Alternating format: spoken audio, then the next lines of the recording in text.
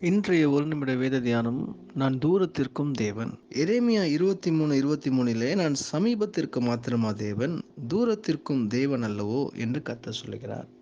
இந்த வசனத்தை பலமுறை படிக்கும் பொழுது, ஒருவேளை நம் இந்தியாவில் இருக்கும் பொழுது நாம் அருகில் இருக்கிறோம், ஒருவேளை அமெரிக்காவிலோ இல்லை எங்கேயோ சென்று விட்டால் தூரமாக இருக்கிறோம், அப்பொழுதும் நீர்தான் தேவன் அப்படிங்கிற ஒரு காரியத்தை தான் யோசித்து கொண்டிருப்போம்.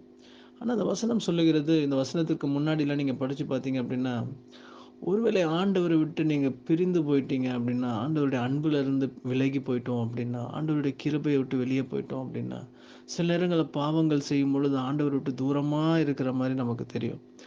அந்த மாதிரி சூழ்நிலையிலும் ஆண்டவர் சொல்லுகிறார், நான் சமீபத்திற்கு மாத்திரமல்ல, நீங்க ஒருவேளை என்னை விட்டு தூரம் போயிருந்தாலும் நான் உன் தேவன். நான் சமீபத்திற்கு மாத்திரமா தேவன் அப்படின்னு ஆண்டவர் கேட்கிறார். இன்னைக்கும் நம்ம ஒருவேளை தூரமா இருந்திருந்தோம் அப்படின்னா, ஆண்டவர் சொல்லுகிறார், தூரமா இருந்தாலும் பரவாயில்ல, நான் உன் தேவன். என் கிட்ட வா.